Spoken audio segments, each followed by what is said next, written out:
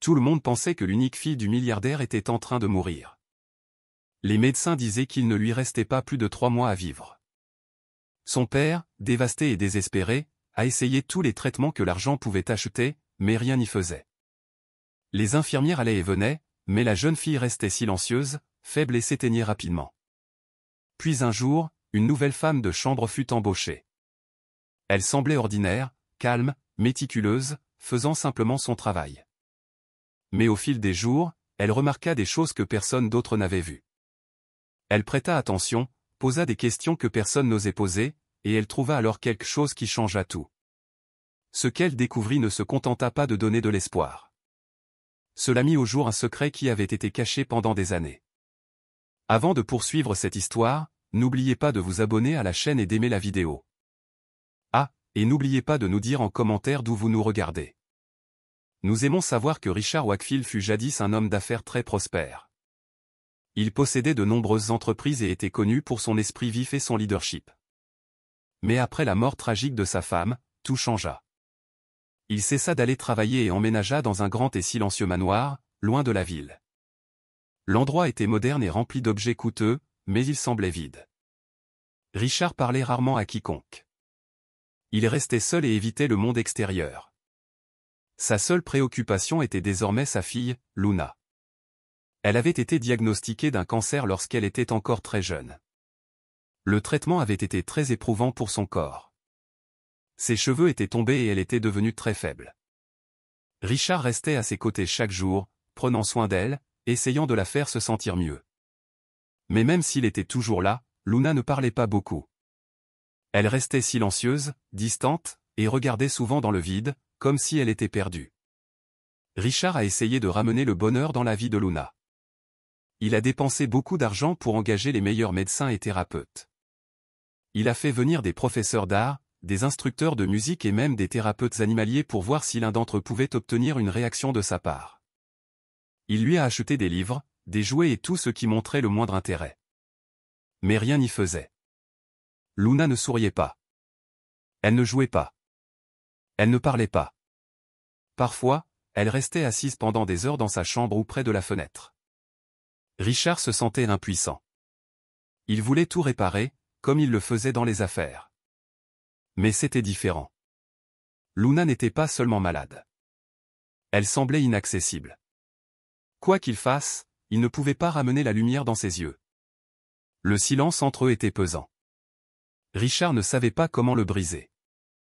La petite fille qui riait et posait des questions lui manquait. Maintenant, elle n'était plus qu'une ombre d'elle-même. Chaque matin, Richard suivait une routine stricte. Il se levait tôt, préparait le petit déjeuner de Luna et vérifiait ses médicaments. Des infirmières venaient quotidiennement pour l'aider à s'occuper d'elle, mais Richard insistait pour participer à tout.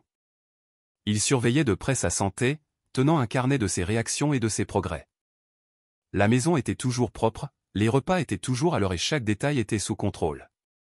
Il pensait que peut-être en étant organisé, il pourrait empêcher la situation de s'aggraver.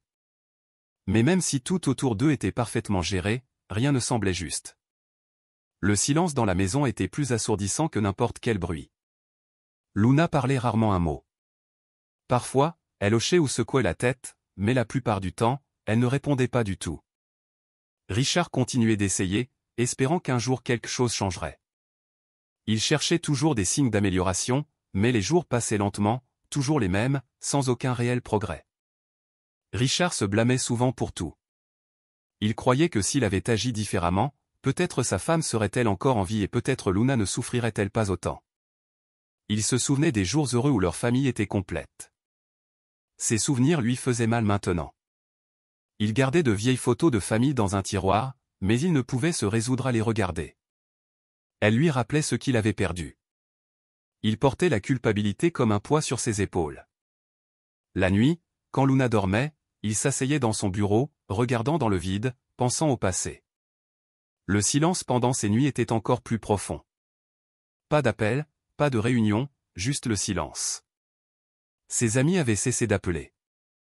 Ses employés géraient les entreprises sans lui. Il ne s'en souciait plus. Tout ce qui comptait, c'était Luna. Il pensait que s'il pouvait la guérir, il pourrait se pardonner. Mais jour après jour, Luna restait silencieuse, et Richard restait brisé. Le manoir était grand, avec de nombreuses pièces, mais Richard et Luna n'en utilisaient que quelques-unes. La plupart du temps, il restait dans sa chambre ou dans le salon. Richard a essayé de rendre la maison plus gaie. Il a peint la chambre de Luna dans sa couleur préférée et l'a remplie d'animaux en peluche et de couvertures douces, mais cela n'a pas fait une grande différence. Luna semblait toujours distante. Parfois, elle dessinait, mais ses dessins étaient simples et tristes, des nuages, des arbres vides, des maisons silencieuses. Richard conservait ses dessins, pensant qu'ils montraient peut-être ce qu'elle ressentait à l'intérieur. Il mettait aussi de la musique douce en arrière-plan, pensant que cela pourrait la calmer. Il a même demandé à d'anciens amis de Luna de lui rendre visite, mais elle n'a pas montré beaucoup d'intérêt. Après un certain temps, les visites ont cessé. La seule chose qui restait constante était le silence. Richard essayait de lui parler tous les jours, mais elle répondait rarement. Il n'a cependant jamais cessé d'essayer. Il n'a jamais abandonné. Au fil du temps, Richard a poursuivi ses efforts. Chaque jour était la répétition du précédent, mais il espérait toujours que quelque chose pourrait changer. Parfois, Luna le regardait un peu plus longtemps ou lui tenait la main pendant quelques secondes. Ces petits moments lui donnaient de l'espoir. Il s'y accrochait comme si cela représentait tout. Il n'attendait pas de miracle. Il voulait juste entendre sa voix à nouveau ou la voir sourire, ne serait-ce qu'une seule fois. Richard n'était plus l'homme qu'il avait été. Son monde s'était réduit à un seul objectif, aider sa fille à se sentir de nouveau vivante.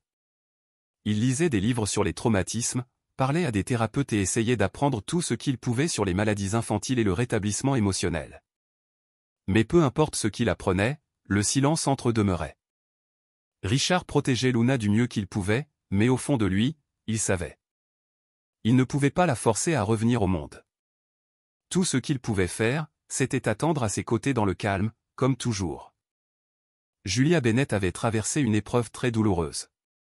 Quelques mois plus tôt, elle avait perdu sa fille nouveau-née suite à des complications lors de l'accouchement. La perte était lourde et rien dans sa vie ne semblait plus pareil. Elle avait quitté son ancien emploi et déménagé dans un appartement plus petit. Chaque recoin de sa maison lui rappelait le bébé qu'elle n'avait tenu que peu de temps. Julia parlait peu aux autres et passait ses journées dans le silence. Un matin, en parcourant les annonces d'emploi en ligne, elle a vu un poste recherchant quelqu'un pour travailler dans une grande maison, aidant aux tâches ménagères légères et s'occupant d'une jeune fille. Le poste n'exigeait pas d'expérience spécifique, juste une personne patiente et responsable. Julia sentit quelque chose l'attirer. Peut-être était-ce la mention de l'enfant, ou peut-être l'idée de prendre un nouveau départ dans un endroit calme. Sans trop réfléchir, elle postula pour le poste. Lorsque Julia arriva au manoir, la première chose qu'elle remarqua fut le silence omniprésent. La maison était grande et bien entretenue, mais elle ne dégageait aucune chaleur ni convivialité. C'était trop propre, trop silencieux. Richard Wakefield la rencontra à la porte d'entrée. Il ne sourit pas, mais parla gentiment. Il expliqua que le travail n'était pas exactement comme celui d'une maison normale. Sa fille, Luna, était très malade et parlait peu. Il n'attendait pas grand-chose de Julia au début, juste quelqu'un qui pourrait aider au nettoyage, aux petites tâches et garder une distance respectueuse. Julia accepta les conditions et emménagea dans une petite chambre d'amis à l'arrière de la maison. Les autres membres du personnel ne restaient pas longtemps. Ils venaient et partaient rapidement, disant que le travail était trop difficile, mais Julia ne se sentait pas dépassée. Elle était habituée à la douleur et au silence.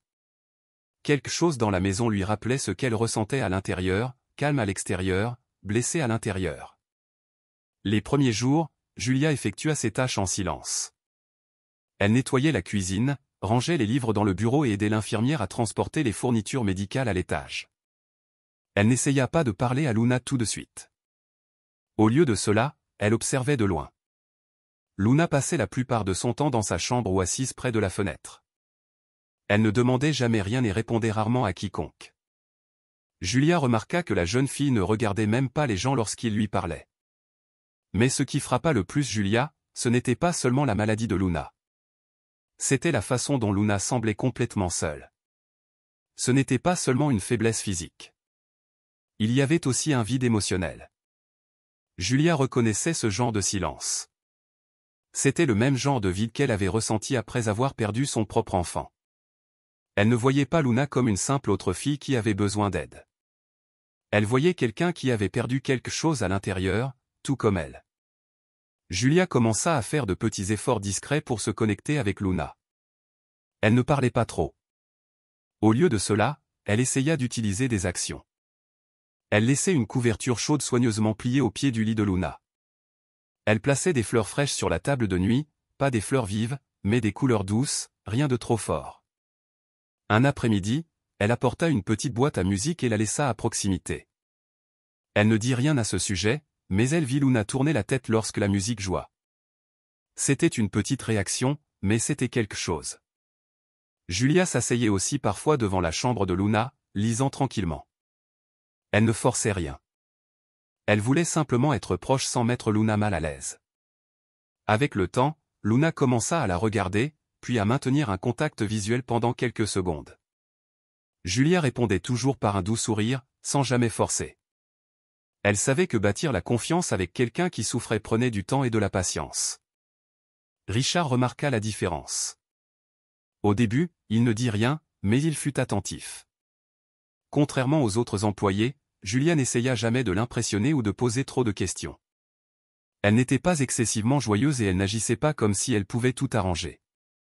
Elle faisait simplement son travail et traitait Luna avec un respect discret. Richard sentit quelque chose changer dans l'atmosphère. La présence de Julia n'était pas bruyante, mais elle remplissait un espace qui avait été vide pendant trop longtemps. Un soir, il passa devant la porte de Luna et vit la jeune fille tenant la petite boîte à musique que Julia lui avait donnée. C'était la première fois depuis des mois qu'elle avait ramassé quelque chose d'elle-même. Cette nuit-là, Richard appela Julia dans son bureau et la remercia, non pas avec de grands mots, juste un simple merci qui signifiait beaucoup. Il ne lui demanda pas d'en faire plus. Il lui dit simplement de rester elle-même.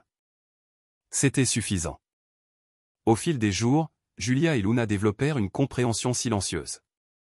Il n'y eut pas de longues conversations, mais de petits moments commencèrent à apparaître. Luna laissait Julia lui brosser les cheveux ou s'asseoir à ses côtés sans s'éloigner. Parfois, Julia lui apportait un bloc de dessin et trouvait plus tard une nouvelle image, dessinée au crayon. Ces petites choses indiquaient à Julia que Luna commençait à lui faire confiance. Elle n'attendait pas de progrès rapides, et elle ne s'attendait pas à ce que tout s'améliore rapidement, mais elle croyait au pouvoir de la connexion. La douleur que Julia portait l'aida à voir Luna différemment, non pas comme une patiente, mais comme une personne. Elle n'essaya pas de réparer la tristesse de Luna. Elle resta simplement proche, lui rappelant gentiment qu'elle n'était pas seule. Ce n'était pas un travail pour Julia. C'était quelque chose de plus.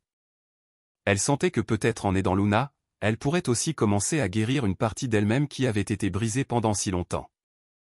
Julia travaillait au manoir depuis quelques semaines. Ses journées étaient pour la plupart les mêmes. Elle nettoyait les chambres, préparait de petites choses pour Luna et s'occupait sans faire de bruit. Elle s'était habituée à l'environnement calme. C'était presque normal pour elle maintenant. Un après-midi, Julia aidait Luna à se préparer après une sieste. La jeune fille avait commencé à laisser Julia s'approcher.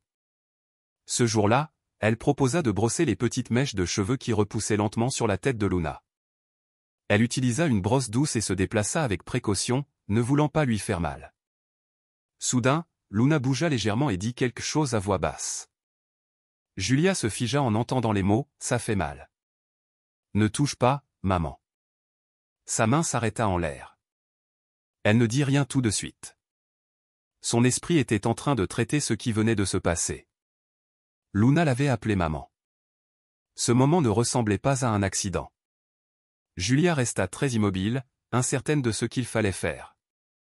La voix de Luna avait semblé effrayée, comme si la douleur qu'elle ressentait était plus qu'extérieure. Julia la regarda doucement, mais Luna ne lui rendit pas son regard. Elle garda les yeux fixés sur le sol, serrant le bord de sa chemise. Julia posa lentement la brosse et dit « D'accord, c'est tout pour l'instant ». Elle ne posa pas de questions, n'insista pas pour une explication, mais son esprit était en pleine effervescence. Luna n'avait jamais beaucoup parlé auparavant. Elle avait toujours été silencieuse, réagissant à peine. Cette fois, c'était différent. Ce n'était pas seulement le mot « maman » qui ressortait. C'était le ton.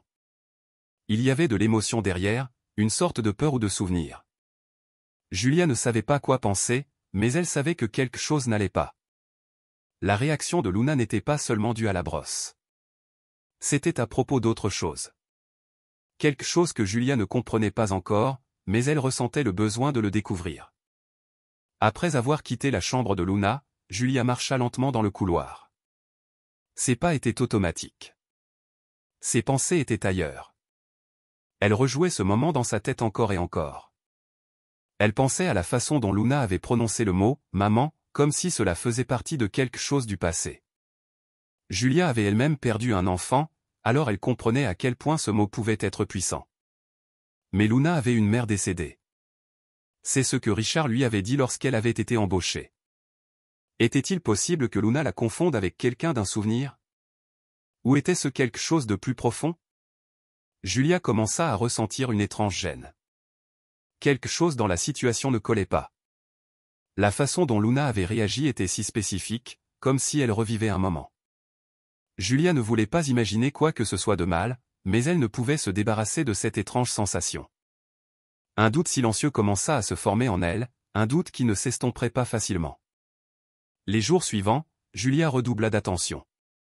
Elle n'agissait pas différemment à l'extérieur, mais ses yeux étaient plus perçants maintenant. Elle remarqua comment Luna évitait certains types de contacts. Parfois, elle tressaillait quand quelqu'un marchait trop près derrière elle.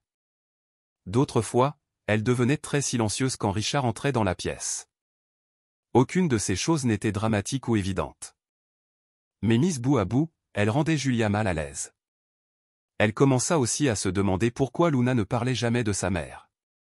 Les enfants parlaient souvent de leurs parents décédés, mais Luna ne disait rien. Julia demanda un jour à Richard, sur un ton décontracté, si Luna parlait parfois de sa mère. Il répondit brièvement, pas vraiment. Il ne semblait pas ouvert à poursuivre ce sujet. Cette réponse ne fit qu'accroître le doute de Julia. Ce n'était pas seulement ce qui était dit. C'était ce qui n'était jamais dit. Le silence autour du passé de Luna commença à peser plus lourd qu'avant. Un soir, alors qu'elle rangeait des livres dans le bureau, Julia trouva un album photo. Il était couvert de poussière et rangé derrière plusieurs dossiers épais. Curieuse, elle l'ouvrit. Il y avait des photos de Richard, d'une femme et d'un bébé. Elle supposa que la femme devait être la femme de Richard. Il ressemblait à une famille heureuse sur ces vieilles photos. Mais il n'y avait que quelques photos, et après la 3e page, le reste de l'album était vierge. Julia eut l'impression que quelque chose avait été retiré. Il n'y avait pas de photos de Luna grandissant, pas de photos d'école, pas de fête d'anniversaire. C'était comme si sa vie avait été mise en pause. Julia referma l'album et le remit exactement là où elle l'avait trouvé. Elle ne voulait pas causer de problème, mais les questions se faisaient de plus en plus pressantes dans sa tête. Pourquoi l'histoire de Luna était-elle si vide? Pourquoi Richard évitait-il toujours certains sujets? Quelque chose était caché. Elle en était sûre maintenant. À partir de ce moment, Julia ne put plus ignorer ses sentiments.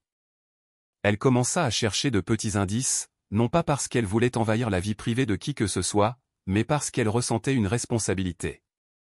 Elle était venue dans cette maison uniquement pour travailler. Mais maintenant, elle se souciait profondément de Luna. Ce mot, « maman », avait tout changé. Il avait ouvert une porte dans le cœur et l'esprit de Julia. Elle savait ce que c'était de perdre un enfant, de manquer quelqu'un qui ne reviendrait jamais. Mais la douleur de Luna semblait différente. Ce n'était pas seulement une perte. C'était de la confusion, de la peur, et peut-être même quelque chose de plus sombre. Julia ne voulait pas tirer de conclusions hâtives. Elle ne pensait pas du mal de Richard, mais elle avait besoin de comprendre la vérité. Quelque chose en elle la poussait à découvrir ce qui s'était réellement passé dans cette maison. Elle n'avait pas de plan clair. Tout ce qu'elle avait, c'était ce moment unique, ce seul mot de Luna qui avait planté un doute silencieux et grandissant. Julia avait commencé à explorer davantage de zones du manoir pendant son temps libre. Elle ne le faisait pas par simple curiosité. C'était une quête silencieuse de compréhension. La maison avait de nombreux débarras et armoires verrouillées. Un après-midi, alors qu'elle nettoyait une pièce près de l'escalier du sous-sol, elle ouvrit un vieux placard. À l'intérieur se trouvaient plusieurs boîtes en carton avec des étiquettes. La plupart des inscriptions étaient effacées, mais certaines portaient encore des noms de médicaments. Elle tira une boîte vers le bas et l'ouvrit. À l'intérieur, il y avait des flacons de pilules, des kits d'injection et quelques fioles avec des étiquettes médicales qu'elle n'avait jamais vues auparavant. Les dates dataient d'il y a des années, et les étiquettes mentionnaient le nom de Luna. En examinant le contenu, Julia remarqua quelque chose d'étrange. Beaucoup de médicaments n'étaient pas courants. Certains portaient des avertissements en lettres rouges. D'autres avaient des noms étranges qui ne lui semblaient pas familiers. Julia décida de prendre quelques photos avec son téléphone pour les consulter plus tard. Cette nuit-là, après que Luna fut endormie et que la maison fut calme, Julia s'assit sur son lit et commença à rechercher les noms des médicaments. Certains résultats apparurent tout de suite. Quelques-uns étaient des médicaments réguliers utilisés dans les traitements contre le cancer, mais d'autres étaient plus difficiles à trouver. Elle finit par trouver des informations sur quelques-uns qui étaient répertoriés comme étant à usage expérimental uniquement, en particulier chez les enfants. Les effets secondaires étaient graves, dommages aux organes, perturbations hormonales et effets psychologiques. Un médicament avait même été suspendu dans certains pays en raison de problèmes de sécurité. Le cœur de Julia battait plus vite. Elle comprenait maintenant pourquoi le corps de Luna était si faible et pourquoi elle réagissait avec une telle sensibilité. Ce n'étaient pas des traitements normaux. Pourquoi les avait-on utilisés sur elle? Qui avait approuvé cela? Julia ne pouvait se débarrasser de l'idée que quelque chose s'était mal passé. Peut-être Luna les avait-elle reçus sans surveillance médicale appropriée. Elle se sentit malade à cette pensée. Il ne s'agissait plus seulement de maladie. Il s'agissait de dommages potentiels. Julia ne dormit pas bien cette nuit-là. Son esprit tournait sans cesse avec des possibilités. Elle essaya d'imaginer ce que Richard savait. Avait-il approuvé ces médicaments? Connaissait-il les risques? Ou faisait-il aveuglément confiance à un médecin, sans vérifier tous les détails? Plus Julia y pensait, plus elle avait de questions, mais elle n'avait pas de réponse. Elle voulait confronter Richard tout de suite, mais quelque chose la retenait. Et s'il croyait vraiment qu'il aidait Luna? Et s'il ne savait pas? Et pire encore, et s'il savait, mais avait continué quand même? Julia ne voulait accuser personne sans preuve. Mais la peur en elle grandissait. Elle avait vu à quel point Luna était fragile, silencieuse et distante. Maintenant, elle se demandait si une partie de cela était causée par les traitements eux-mêmes. Peut-être n'étaient-ils pas seulement des effets secondaires. Peut-être faisait-il partie de quelque chose de bien plus grand, quelque chose de grave. Julia se sentait désormais responsable de découvrir la vérité. Le lendemain, Julia continua ses tâches comme d'habitude, mais sa concentration avait changé. Elle observait tout de plus près.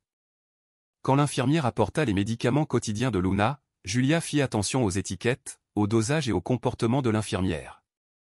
Elle ne dit rien, elle observa simplement. Elle vérifia également de nouveau les armoires de la salle de bain, comparant les médicaments actuels avec ceux qu'elle avait trouvés en réserve. Certains noms correspondaient. Cela la rendit encore plus nerveuse. Elle commença aussi à consulter les dossiers médicaux de Luna, qui étaient conservés dans le bureau de Richard. Elle ne prit rien, mais elle jeta un coup d'œil à certaines notes lorsque Richard s'absentait. Un dossier contenait des rapports de laboratoire avec des termes inconnus. Julia les nota pour les rechercher plus tard.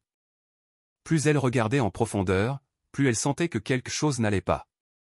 Ses mains tremblaient un peu lorsqu'elle referma le dossier. Ce n'était plus seulement des suppositions. Quelque chose de grave était caché, et cela concernait directement la santé de Luna. Julia savait qu'elle ne pourrait pas porter ce fardeau seule très longtemps, mais en parler à Richard était une étape importante. S'il était innocent, elle pourrait l'effrayer.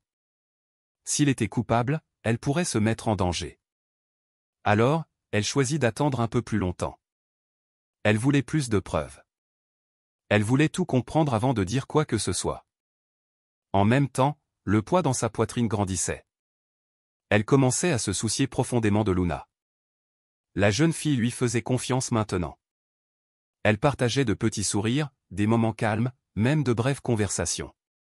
Julia ne pouvait pas rester les bras croisés si quelque chose de dangereux se produisait encore.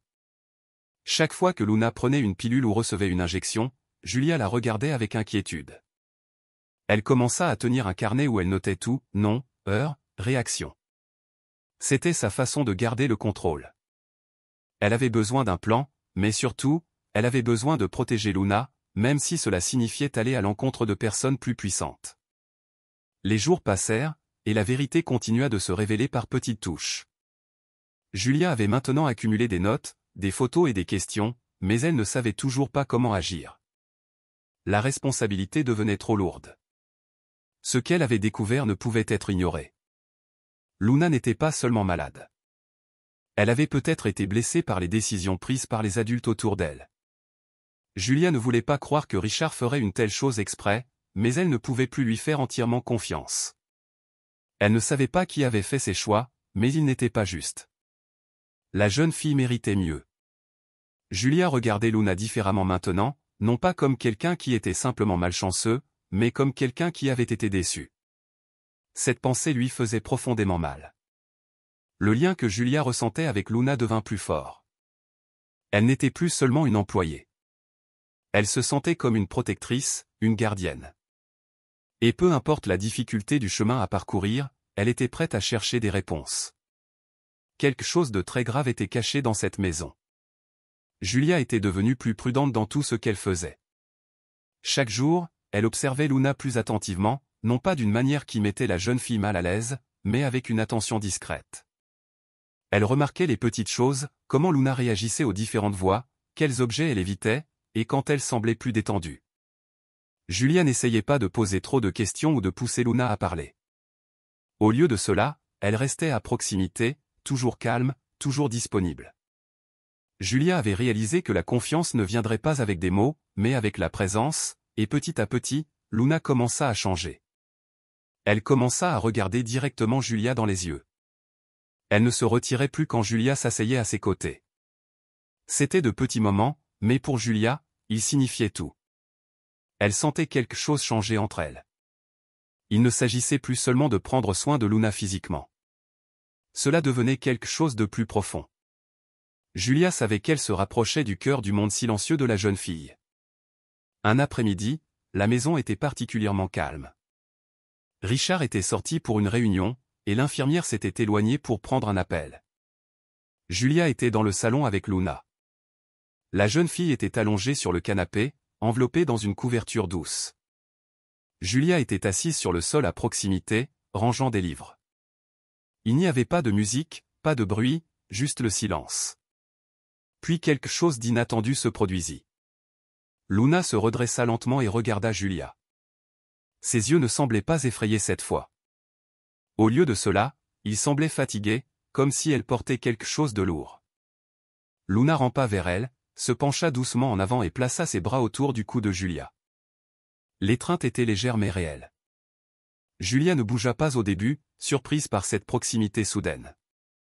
Puis elle enveloppa ses bras autour de Luna, la tenant avec précaution.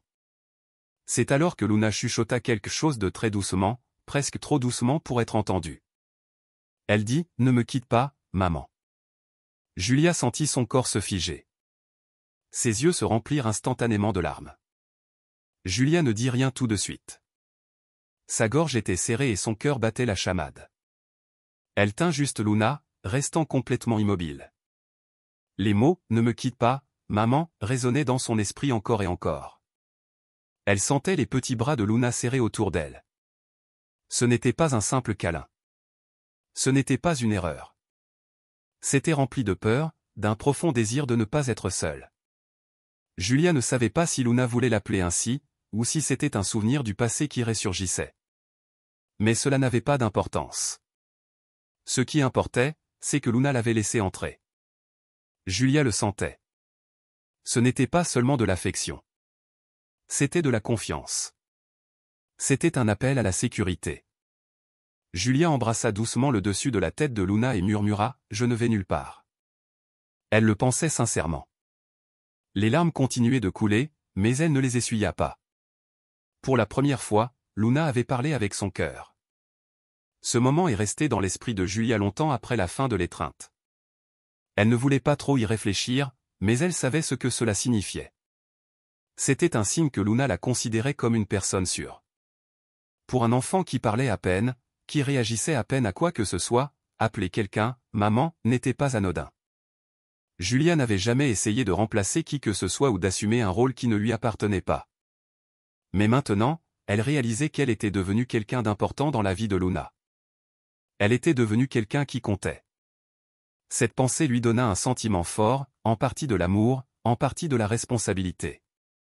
Julia passa le reste de la journée silencieuse, réfléchissant profondément à ce qui s'était passé. Elle commença également à ressentir une sorte de pression. Si Luna lui faisait autant confiance, elle ne pouvait pas s'en aller. Elle devait la protéger. Il ne s'agissait plus seulement de rester proche. Maintenant, il s'agissait de se battre pour elle, quoi que cela signifie. Julia ne dit pas à Richard ce que Luna avait dit. Pas encore. Elle ne savait pas comment il réagirait, et elle n'était pas sûre que ce soit le bon moment. Ce moment semblait sacré, quelque chose qui n'appartenait qu'à elle et à Luna. À partir de ce jour, Julia resta encore plus proche.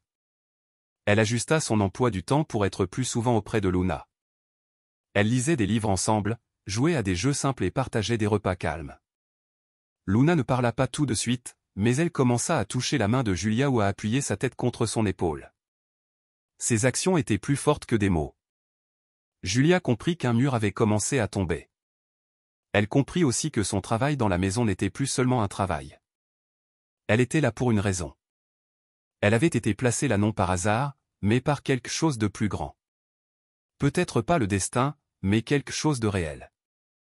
Julia ne prévoyait pas de partir. Elle était prête à être tout ce dont Luna avait besoin. Plus le temps passait, plus Julia était certaine d'avoir été choisie. Non par Richard, non par un processus de recrutement, mais par Luna. À sa manière calme et innocente, la jeune fille avait choisi Julia pour être sa personne de confiance. Et cela signifiait tout. Au moment où Luna avait prononcé ces mots, « Ne me quitte pas, maman », c'était plus qu'une simple erreur ou un souvenir. C'était une véritable demande, un appel à l'amour, à la protection, à quelqu'un qui reste. Julia savait maintenant qu'elle ne pouvait pas s'en aller. Elle ne pouvait pas laisser la peur ou le doute l'arrêter. Luna avait besoin de quelqu'un pour se battre pour elle, pour écouter, pour croire. Et Julia était prête à être cette personne. Non pas parce qu'elle le devait, mais parce qu'elle le voulait. Parce que l'amour, même tacite, s'était formé entre elles. Dans cette pièce calme, pendant cette courte étreinte, quelque chose de puissant était né. Julia était devenue plus qu'une gardienne. Elle était devenue une protectrice. Richard était rentré plus tôt que d'habitude de sa réunion. Il n'avait prévenu personne. Il était entré dans la maison par la porte de derrière et s'était dirigé vers la chambre de Luna, d'où il entendait des voix douces. La porte était légèrement ouverte.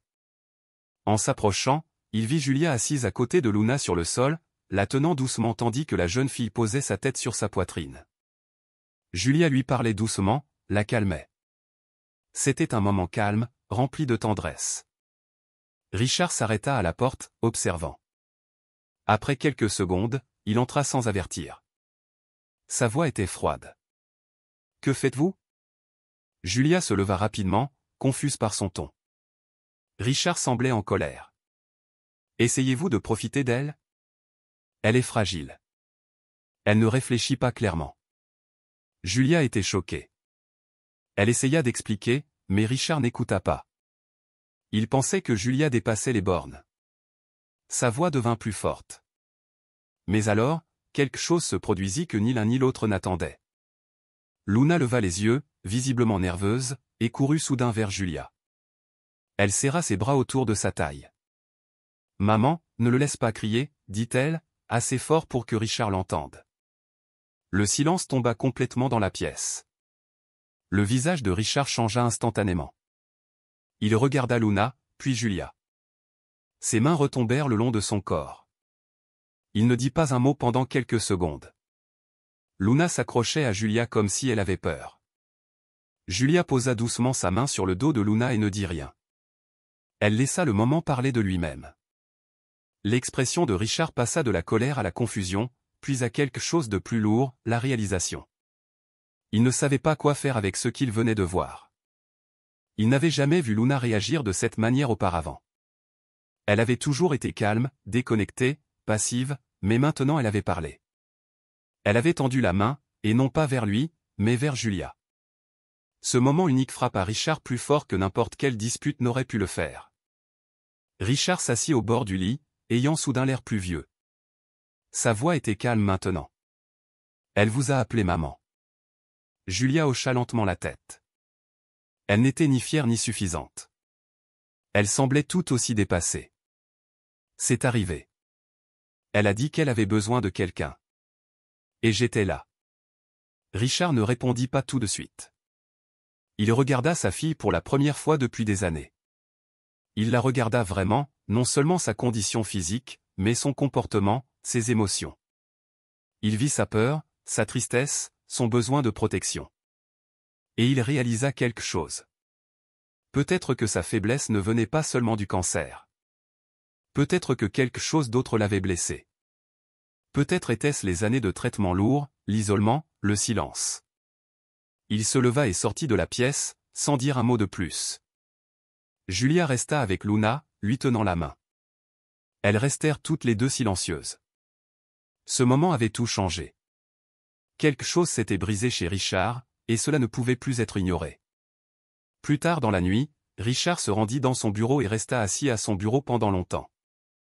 Il n'alluma pas son ordinateur. Il ne passa aucun appel. Au lieu de cela, il ouvrit le dossier médical de Luna et recommença à tout lire. Il consulta la liste des médicaments, les dosages, les recommandations du médecin. Certains des médicaments lui semblaient maintenant inappropriés, trop forts. Il remarqua que certains étaient expérimentaux, et il se souvint de ce que Julia lui avait dit des semaines auparavant, des choses qu'il n'avait pas prises au sérieux à l'époque. Sans appeler personne, il prit une décision discrète. Le lendemain matin, il ordonna à l'infirmière de cesser d'utiliser plusieurs des médicaments. Il ne donna aucune raison. Il dit simplement qu'il n'était plus nécessaire. L'infirmière parut confuse, mais suivit l'instruction. Richard ne s'expliqua pas non plus à Julia. Il n'était pas prêt. Mais à l'intérieur, quelque chose changeait. Il ne croyait plus à la même histoire qu'il avait cru pendant des années. Les jours suivants, Julia remarqua de petites différences chez Luna. Ce n'étaient pas d'énormes changements, mais ils étaient clairs. Luna semblait plus éveillée. Elle mangeait un peu plus, montrait de l'intérêt pour un livre de coloriage et demanda même à Julia de lui lire une histoire 2 fois. Ce sont des choses qu'elle n'avait jamais faites auparavant. Julia ne savait pas ce qui avait changé, mais elle restait attentive. Elle surveillait le sommeil de Luna, son humeur, son énergie. C'était comme si la jeune fille revenait lentement à la vie. Richard observait de loin. Il n'interférait pas, mais il regardait tout. Il vit Luna sourire une fois, quelque chose qu'il n'avait pas vu depuis des mois. Ce seul sourire le frappa plus fort que n'importe quel rapport médical. Il commença à se demander si l'arrêt des médicaments avait aidé. Si peut-être, après tout ce temps, le traitement n'était pas le remède. Il avait fait partie du problème. Cette pensée l'effrayait, mais lui donnait aussi quelque chose de nouveau, de l'espoir. Richard ne parla pas beaucoup de ce qui s'était passé ce jour-là, mais la scène resta gravée dans son esprit. La façon dont Luna s'était accrochée à Julia, la façon dont elle l'avait appelée « maman », et la façon dont elle avait finalement montré de l'émotion. Il savait maintenant que quelque chose devait changer. Il ne pouvait plus compter uniquement sur les médecins ou les routines. Il devait écouter, non seulement avec ses oreilles, mais avec ses yeux, avec son cœur. Pour la première fois depuis des années, il vit que sa fille était toujours là, derrière tout le silence et la maladie. Elle avait juste eu besoin de la bonne personne pour l'aider à parler. Julia était devenue cette personne. Richard ne savait pas ce qui allait se passer ensuite, mais il comprit qu'il ne pouvait pas revenir en arrière. Il avait vu la vérité, et avec cette vérité, quelque chose en lui s'était rouvert. Après des années d'engourdissement, il ressentit quelque chose de réel, un petit mais puissant espoir. Julia portait une lourde suspicion depuis des jours. Elle ne pouvait s'empêcher de penser aux médicaments que Luna avait pris et aux petites améliorations qu'elle montrait après l'arrêt de certains d'entre eux. Julia ne voulait pas agir sans preuve, mais son instinct lui disait que quelque chose n'allait pas. Un après-midi, quand la maison était calme, elle se rendit au placard de rangement dans le couloir. Elle prit soigneusement l'un des flacons de médicaments et l'enveloppa dans un chiffon. Elle le plaça dans son sac à main et attendit son jour de congé. Julia ne voulait pas faire d'erreur, alors elle se rendit directement chez quelqu'un en qui elle avait confiance, sa vieille amie Carla, une docteure qui travaillait dans une petite clinique privée. Carla connaissait Julia depuis des années. Et quand Julia lui expliqua tout, Carla accepta d'envoyer le médicament pour analyse en laboratoire. Julia se sentait nerveuse, mais aussi sûre d'avoir fait la bonne chose. Elle avait besoin de connaître la vérité, quoi qu'il arrive. 2 jours plus tard, Carla la rappela. Sa voix était sérieuse, presque froide. « Julia, nous avons les résultats, dit-elle. Tu avais raison de t'inquiéter. » Carla expliqua que le flacon contenait un puissant médicament utilisé dans de rares traitements pour adultes, pas quelque chose recommandé pour les enfants, surtout pas à la dose trouvée à l'intérieur. C'était 3 fois la quantité jugée sûre, même dans des situations d'urgence. La substance pouvait provoquer une fatigue extrême, des dommages aux organes internes et supprimer les fonctions cérébrales normales chez un enfant. Julia s'assit, tremblante. Elle se sentait mal au cœur. Elle ne pouvait pas croire que Luna ait reçu cela pendant si longtemps. Carla continua d'expliquer que le médicament n'était pas illégal, mais qu'il était classé pour des cas spéciaux uniquement. Julia la remercia et raccrocha. Ses mains étaient froides. Elle avait maintenant la confirmation. Il ne s'agissait pas seulement de surmédication. Il s'agissait de quelque chose de profondément mauvais. Quelqu'un avait fait des choix qui mettaient Luna en grave danger. Et Julia savait exactement qui. Le nom figurant sur toutes les ordonnances était le même, Dr Atticus Morrow. C'est en lui que Richard avait eu confiance depuis le diagnostic de Luna. Julia se souvenait de l'homme. Il était toujours poli mais distant. Il s'exprimait en termes compliqués, rendant difficile pour quiconque de le remettre en question. Maintenant, Julia ne pouvait s'empêcher de se demander combien de personnes il avait dupé. Elle apporta le rapport directement à Richard. Elle ne voulait rien cacher. Elle s'assit en face de lui dans le bureau et lui raconta tout. Richard lut le rapport lentement, son visage pâlissant. Au début, il resta silencieux. Puis il parla d'une voix qui ne ressemblait pas à la sienne. « Je lui ai fait confiance, dit-il. Il a promis qu'il pouvait la sauver. » Julia posa une main sur la table, essayant de le ramener à la réalité. « Nous devons en savoir plus, dit-elle. » Richard hocha la tête. Pour la première fois, il n'avait pas l'air d'un homme d'affaires. Il ressemblait à un père qui avait été trompé. Ensemble, ils commencèrent à fouiller dans le passé du médecin. Richard utilisa ses contacts pour accéder à d'anciens dossiers, et Julia chercha sur les forums en ligne et les archives de presse. Il ne fallut pas longtemps pour trouver ce qu'il craignait. Le docteur Morrow avait déjà été impliqué dans des enquêtes des années auparavant. Il y avait des rapports de traitement douteux et de litiges judiciaires avec des familles. Dans un cas, un garçon avait développé des problèmes cardiaques après avoir reçu des médicaments similaires sous les soins de Morrow. L'affaire avait été close discrètement, sans que des accusations ne soient portées, mais les signes étaient tous là. Julia sentit sa colère grandir. Comment quelqu'un comme ça pouvait-il encore exercer? Richard trouva d'autres dossiers, d'autres histoires, d'autres familles qui avaient souffert. Certains avaient essayé de poursuivre en justice, mais beaucoup avaient abandonné après de longues batailles judiciaires. Lire leurs histoires était douloureux. Luna n'était pas la seule. Julia et Richard étaient maintenant sûrs que ce n'était pas une simple erreur. Cela faisait partie d'un schéma, d'une histoire de dommages déguisés en traitement.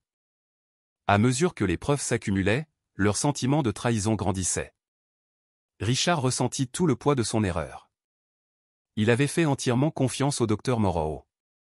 Il avait suivi toutes les recommandations, pensant que cela sauverait sa fille.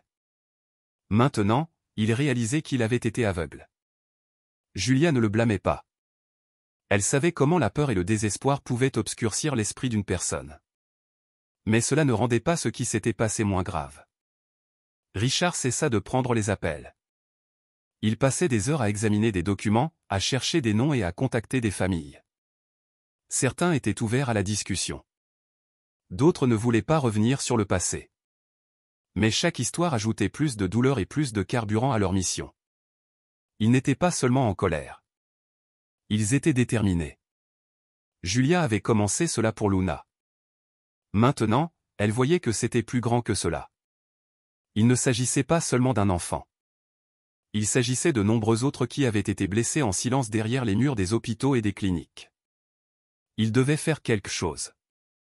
Il ne pouvait plus rester silencieux. Au milieu de tout cela, Luna ignorait les détails. Julia et Richard maintenaient un environnement calme autour d'elle. Mais à l'intérieur, tout avait changé. Ils avaient pris une décision. Ils ne s'arrêteraient pas avant que le docteur Marrero ne soit démasqué. Ils commencèrent à préparer un dossier. Carla accepta de témoigner si nécessaire. D'autres familles rejoignaient lentement l'effort. Un avocat s'impliqua. Ce qui avait commencé avec un seul flacon de médicaments s'était transformé en une véritable lutte pour la justice. Julia se sentait plus forte que jamais. Son rôle dans la vie de Luna avait dépassé la simple prise en charge. C'était devenu une protection. Richard, jadis perdu dans la culpabilité et le déni, se tenait maintenant à ses côtés. La trahison faisait mal, mais le nouveau but leur donnait de la force. Ils avaient été dupés par un homme en blouse blanche. Mais maintenant, ils avaient la vérité, et avec elle, une raison d'agir. Il ne s'agissait plus seulement de Luna. Il s'agissait de s'assurer qu'aucun autre enfant ne souffrirait de la même manière. Richard et Julia avaient tout ce dont ils avaient besoin. Ils organisèrent les rapports médicaux, les documents, les témoignages et les résultats des analyses de médicaments en un dossier complet. Avec l'aide de l'avocat et le soutien de certaines des autres familles affectées par les actions du docteur Marrero, ils apportèrent le tout au bureau du procureur. Le procureur écouta attentivement et promit d'ouvrir une enquête formelle. Peu de temps après, de nouvelles informations furent révélées. Le docteur Moreau n'était pas seulement négligent. Il avait un lien avec certaines sociétés pharmaceutiques. Il recevait des paiements pour tester de nouveaux médicaments non approuvés sur des patients vulnérables. Des enfants comme Luna avaient été utilisés dans le cadre de ces essais médicamenteux secrets. L'histoire était choquante. À mesure que de nouvelles preuves apparaissaient, les médias commencèrent à s'intéresser à l'affaire. Les chaînes d'information et les sites web rapportèrent l'affaire. La pression publique monta rapidement. Les gens voulaient des réponses. Richard et Julia avaient lancé quelque chose d'énorme, quelque chose qui pourrait enfin rendre justice, non seulement à Luna, mais à de nombreux autres. Mais tout le monde ne voulait pas que la vérité éclate. Peu de temps après que l'affaire eut attiré l'attention, les problèmes commencèrent. Un matin, un article de presse apparut en ligne accusant Richard d'être un père absent qui ignorait les soins de Luna. Un autre titre suggérait que Julia s'était introduite dans la maison par ruse et manipulait l'enfant pour attirer l'attention. Ce n'étaient que des mensonges, mais ils se propagèrent rapidement. Les gens en ligne partageaient les histoires sans vérifier les faits. Richard reçut d'étranges courriels le traitant de terrible parent. Julia trouva des notes imprimées sous le pare-brise de sa voiture, lui intimant de se taire. Des messages textes anonymes leur disaient d'arrêter l'affaire ou d'en subir les conséquences. L'avocat les avertit que ce type d'attaque était courant dans les grands procès, surtout lorsque de grandes entreprises étaient impliquées. Richard était furieux, mais Julia resta calme. « Nous nous y attendions, dit-elle. S'ils ont peur, c'est que nous faisons quelque chose de bien. » Aucun des deux n'envisagea d'abandonner. Ils étaient déjà allés trop loin. Au fur et à mesure que l'affaire progressait, de plus en plus de personnes se manifestaient pour raconter des histoires de mauvais traitements. Certains avaient eu peur de parler avant, mais maintenant ils voyaient que Richard et Julia ne reculaient pas. Une mère raconta comment son fils avait eu des crises d'épilepsie après un traitement administré par Marrero. Un autre père dit que sa fille avait développé des problèmes de foie à cause de médicaments similaires. Toutes ces voix contribuèrent à renforcer l'affaire. En coulisses, les avocats élaborèrent des chronologies, recoupèrent les registres de prescription et découvrirent des dossiers financiers secrets. Les entreprises impliquées nièrent tout au début, mais les preuves étaient trop solides. Même les médias qui avaient propagé des mensonges commencèrent à changer de ton. Certains journalistes s'excusèrent, d'autres commencèrent à montrer la vérité. Richard et Julia restèrent concentrés. Ils ne se laissèrent pas distraire par le bruit. Chaque jour, ils prenaient des nouvelles de Luna, s'assuraient qu'elle était à l'aise et continuaient à faire avancer l'affaire. Ils étaient fatigués, mais plus déterminés que jamais à terminer ce qu'ils avaient commencé. Pendant tout ce temps, quelque chose de beau commença à se produire à l'intérieur du manoir. Luna, qui avait été jadis faible, silencieuse et toujours fatiguée, commença à changer. Elle était toujours fragile, mais son énergie était meilleure. Elle recommença à dessiner, demandant souvent à Julia de s'asseoir à ses côtés pendant qu'elle coloriait. Elle riait parfois, pas bruyamment, mais réellement. Elle souriait quand Richard lui apportait ses collations préférées. Ses yeux paraissaient plus lumineux, plus éveillés. Elle demanda même à sortir dans le jardin. Ces moments donnèrent de la force à Richard et Julia. Ils avaient encore un long chemin juridique devant eux, mais à l'intérieur de la maison, il y avait de l'espoir. Les murs qui avaient jadis contenu le silence résonnaient maintenant de voix douces, de pas, de musique en arrière-plan. La vie revenait dans un endroit qui avait jadis semblé figé. L'obscurité qui les avait entourés se levait petit à petit. Et tout cela commença avec la guérison silencieuse et la confiance grandissante de Luna. Il y avait encore des jours difficiles. Les réunions au tribunal étaient longues. Certaines personnes croyaient encore aux mensonges. Richard luttait contre la culpabilité. Il n'arrêtait pas de dire « j'aurais dû le voir plus tôt ». Julia lui rappelait que ce qui importait, c'était ce qu'il faisait maintenant. Ils n'étaient plus impuissants. Ils agissaient, prenaient la parole, changeaient quelque chose. Même Luna remarqua la différence. Un soir, alors que Julia l'abordait, Luna dit « Toi et papa êtes courageux ». Julia sourit et lui tint la main. C'était le genre de phrase qui restait gravée. Richard et Julia avaient tous deux changé. Ils n'étaient plus seulement des individus essayant de survivre au chagrin ou à la culpabilité. Ils étaient devenus une équipe, plus forts ensemble que seuls. La lutte n'était pas seulement légale. Elle était émotionnelle, personnelle et profonde. Ils faisaient face à des personnes puissantes, mais ils avaient quelque chose de plus puissant les poussant en avant, l'amour pour une enfant qui avait été oubliée et qui avait maintenant une voix à travers eux. Au moment où l'affaire atteignit la télévision nationale, Richard et Julia avaient déjà accepté que leur vie ne serait plus jamais les mêmes. Mais cela ne les dérangeait pas. Ils ne cherchaient ni la gloire ni l'attention. Leur objectif était la justice.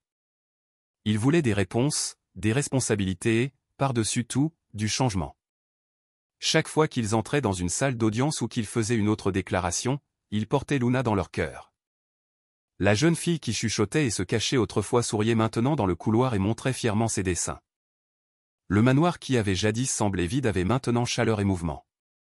Ils vivaient entre deux mondes, l'un fait de batailles juridiques et l'autre de petites victoires quotidiennes. Mais ils trouvaient de la force dans les deux. Ils avaient découvert qu'aucune menace, aucun mensonge, aucun gros titre ne pouvait les arrêter. Ce pourquoi ils se battaient était trop important. Il ne s'agissait plus seulement de Luna. Il s'agissait de nombreux autres enfants, passés et futurs. Ils ne s'arrêteraient pas. La justice était devenue leur mission. Après des mois d'enquête, l'affaire contre le docteur Atticus Moreau arriva enfin devant les tribunaux. Le procureur avait réuni suffisamment de preuves pour l'arrêter, et il fut placé en détention pendant la préparation du procès. Au début du procès, la nouvelle de l'affaire continua de se propager. De plus en plus de familles commencèrent à se manifester. Une par une, les parents entrèrent dans la salle d'audience, racontant leurs propres histoires douloureuses. Beaucoup avaient des enfants qui souffraient d'effets secondaires inhabituels. D'autres avaient perdu des êtres chers. Le schéma était clair. Le docteur Marrero utilisait des médicaments expérimentaux sur des enfants sans leur pleine connaissance ou consentement. Certaines familles pleuraient en donnant leur témoignage. D'autres étaient en colère et fermes. La salle d'audience était pleine tous les jours. Des journalistes étaient assis à l'arrière, prenant des notes. À l'extérieur, des gens brandissaient des pancartes réclamant justice. Julia et Richard étaient assis ensemble au premier rang, prêts à partager tout ce qu'ils avaient appris. Ils n'étaient plus seuls. Cela était devenu bien plus grand que leur histoire. Julia fut l'une des premières témoins à déposer. Elle se dirigea calmement vers la barre, tenant un petit dossier de notes, mais elle n'eut pas besoin de les lire. Sa voix était calme lorsqu'elle expliqua à la cour comment elle avait trouvé le médicament, comment elle avait contacté son ami médecin et comment les tests avaient révélé des substances dangereuses. Elle décrivit l'état de Luna, sa lente guérison après l'arrêt des médicaments, et comment elle avait découvert le passé du docteur Marrero. Julia n'éleva pas la voix et ne se laissa pas emporter par l'émotion. Elle dit simplement la vérité en des mots clairs et simples. Le juge et le jury écoutèrent attentivement. Son témoignage fut détaillé, logique et solide. Après sa déclaration, elle regagna sa place et tint discrètement la main de Richard. Richard la suivit peu après. Quand ce fut son tour, il se tint devant la salle d'audience et admit avoir commis une terrible erreur. Il dit qu'il avait trop fait confiance et pas assez remis en question. Son honnêteté lui valut le respect de tous ceux qui regardaient. La déclaration de Richard n'était pas pleine d'excuses. Il n'essaya pas de se cacher derrière le chagrin ou la confusion. Il admit son échec à protéger sa fille plus tôt et raconta comment la culpabilité l'avait consumé pendant des années. Il dit que sans Julia, il n'aurait peut-être jamais vu la vérité. Il dit à la cour qu'il croyait autrefois que faire tout ce qu'un médecin disait était la voie la plus sûre. Mais il comprit maintenant qu'une confiance aveugle pouvait être dangereuse. Les gens dans la salle d'audience hochèrent la tête pendant qu'il parlait. Il ne pleura pas, mais il était clair qu'il était profondément affecté. L'avocat de l'accusation déclara plus tard que les paroles de Richard avaient aidé l'affaire plus que prévu. Elles montraient comment même des adultes intelligents et compétents pouvaient être induits en erreur par un système qui se cachait derrière un langage complexe et l'autorité médicale. Après leur témoignage, Julia et Richard restèrent silencieux, observant d'autres parents se présenter. Chaque nouvelle voix ajoutait de la force à l'affaire contre le docteur Morrow. Luna ne comparut pas devant le tribunal. Elle était encore en convalescence, et Richard et Julia convinrent qu'il était préférable pour elle de rester à la maison, à l'abri des médias et du stress. Mais la présence de Luna se faisait toujours sentir. Le 3e jour du procès, l'un de ses dessins fut présenté comme preuve. C'était une image simple, une petite fille debout entre deux personnes, se tenant la main. La fille n'avait pas de cheveux, mais elle souriait. En dessous, Luna avait écrit « Je me sens en sécurité maintenant ». La salle d'audience resta silencieuse tandis que le juge regardait le tableau. Certaines personnes essuyèrent des larmes de leurs yeux. Le dessin ne fut pas utilisé pour prouver des détails médicaux, mais il devint un symbole de ce qu'était le procès, la guérison, la vérité et la nécessité de protéger les enfants. Il rappela à tous que derrière chaque rapport et chaque preuve se trouvait un enfant réel avec une vie réelle et un avenir qui ne pouvait être ignoré. La dernière partie du procès fut rapide. Après avoir entendu tous les témoignages et examiné les documents, le jury ne mit que 2 jours pour rendre sa décision. Le matin du verdict, la salle d'audience était comble. Les journalistes attendaient dehors avec leurs caméras prêtes. À l'intérieur, les familles étaient assises serrées, se tenant la main. Lorsque le juge lut le verdict, coupable de toutes les accusations, il n'y eut pas de grande célébration. Au lieu de cela, ce fut le silence, suivi de profondes respirations et de larmes discrètes. Le docteur Morrow resta immobile, ne montrant aucune réaction. Le juge le condamna à une longue peine de prison et, en même temps, annonça que le Conseil de l'Ordre des médecins avait commencé à réviser toutes les réglementations en matière de sécurité des patients. De nouvelles lois étaient proposées pour limiter l'utilisation de traitements expérimentaux, en particulier sur les enfants. Julia et Richard ne dirent pas grand-chose après l'audience. Ils se levèrent simplement, embrassèrent l'avocat et quittèrent la salle d'audience. Ils avaient fait tout ce qu'ils pouvaient. Maintenant, ils pouvaient enfin respirer sans crainte. De retour au manoir, l'ambiance était complètement différente de ce qu'elle avait été des mois auparavant. La maison qui autrefois semblait froide et distante était maintenant chaleureuse et paisible. Luna dessinait de nouveau. Elle passait du temps dans le jardin, riant avec Julia et posant des questions sur tout. Richard les rejoignait souvent, n'étant plus distant ou silencieux. Il parlait de l'école, de futurs voyages et de choses simples comme faire de la pâtisserie ou réparer la vieille balançoire dans le jardin. Julia resta, non pas comme employée, mais comme membre de la famille. Le procès était terminé, mais leur vie ne faisait que commencer un nouveau chapitre. Ils avaient fait face à la douleur, à la culpabilité et à la peur. Mais maintenant, ils avançaient avec amour, confiance et paix. Justice avait été rendue, mais plus important encore, l'espoir était revenu. Ce qui avait commencé comme une quête de réponse était devenu quelque chose de plus grand, un combat qui protégea de nombreux enfants et donna une nouvelle chance à une petite fille qui avait été oubliée. Après tout ce qu'ils avaient traversé, la vie commença enfin à paraître normale pour Luna. Une fois la bataille juridique derrière eux et la maison remplie de paix, Richard et Julia décidèrent qu'il était temps pour Luna de vivre quelque chose qu'elle n'avait jamais vraiment eu, une enfance ordinaire. Ils l'inscrivirent dans une école locale. Julia l'aidait à se préparer chaque matin, à lui faire son déjeuner et à lui arranger ses vêtements. Richard la conduisit le premier jour. Tout le monde était nerveux, surtout Luna. Elle n'avait pas été en contact avec d'autres enfants depuis longtemps. Mais à leur grande surprise, elle s'adapta rapidement. Ses camarades de classe l'accueillirent, et les enseignants remarquèrent rapidement son talent pour le dessin. Ses carnets étaient remplis d'images colorées, montrant des scènes de son passé, ses rêves et sa nouvelle vie. La jeune fille qui parlait à peine répondait maintenant aux questions en classe, levait la main avec confiance et se faisait de nouveaux amis. Elle avait trouvé sa voie, non pas grâce à la médecine, mais grâce aux liens humains. Au fil de l'année scolaire, Luna a continué de grandir. Elle était toujours petite et devait consulter des médecins de temps en temps, mais son énergie s'améliorait. Elle a rejoint un petit groupe d'art à l'école et a commencé à remporter de petites récompenses pour ses dessins. Un jour, la conseillère scolaire l'a nommée pour un prix national, reconnaissant le courage des jeunes élèves. Luna a été invitée à un événement officiel où elle est montée sur scène et a reçu une médaille pour sa bravoure. Les journalistes ont pris des photos. Son nom a été mentionné dans les journaux locaux. L'attention ne l'a pas rendue nerveuse. Au lieu de cela, elle a souri fièrement, tenant la médaille d'une main et la main de Julia de l'autre. Julia se tenait à ses côtés, émue mais fière. Richard était assis dans le public, essuyant des larmes. Il savait le chemin parcouru par sa fille. Luna commença à recevoir des lettres d'autres enfants qui traversaient des moments difficiles. Certains disaient que son histoire leur donnait de l'espoir. Son parcours inspirait d'autres personnes, même en dehors des murs de leur maison. Un après-midi, Julia fut appelée à assister à un événement scolaire. Elle pensait qu'il s'agissait d'une assemblée ordinaire. Mais quelque chose de spécial avait été prévu. Quand elle arriva, elle vit Luna l'attendre sur scène, tenant une petite enveloppe.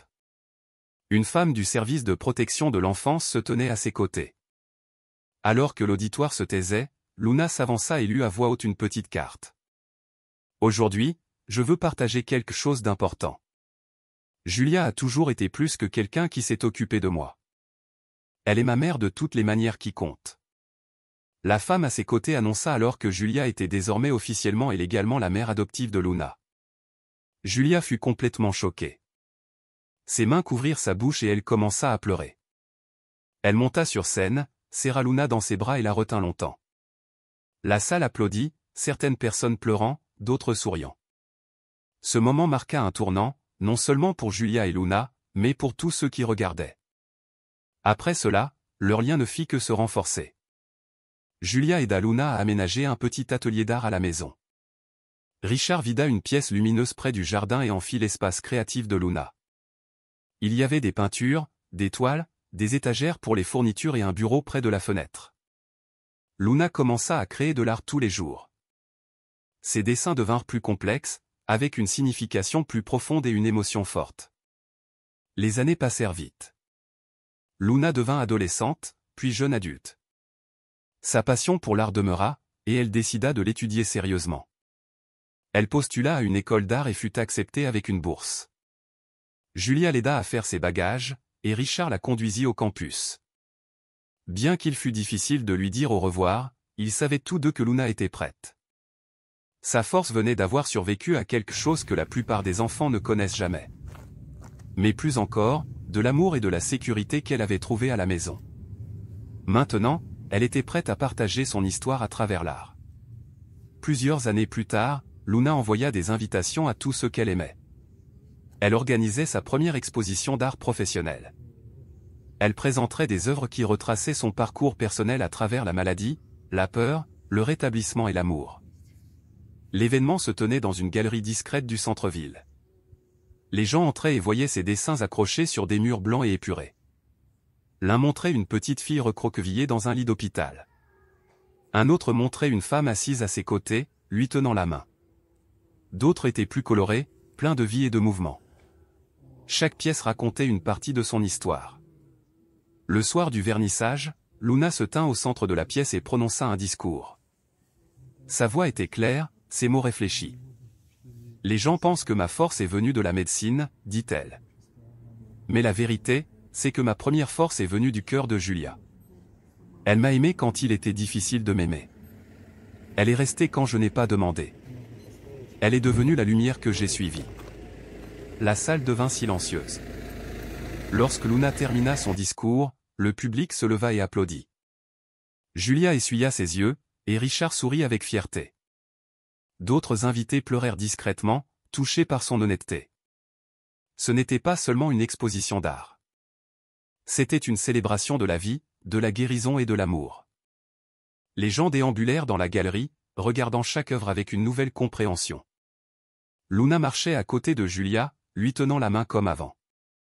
Mais cette fois, elle n'était plus la jeune fille fragile ayant besoin de protection. Elle était l'artiste, la survivante et la voix de ceux qui avaient été silencieux. Cette nuit-là, ils rentrèrent tous chez eux en sachant que quelque chose avait changé. Le passé de Luna ferait toujours partie d'elle, mais ils ne la contrôlaient plus. Elle l'avait pris, façonné et transformé en quelque chose de beau.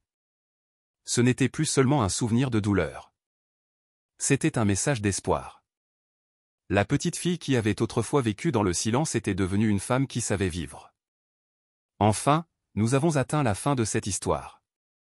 Je suis extrêmement heureux que vous soyez arrivés jusqu'ici. Merci beaucoup d'avoir regardé. Commentez ci-dessous ce que vous en avez pensé et quelle a été la meilleure ou la pire partie. N'oubliez pas de vous abonner. À la prochaine fois.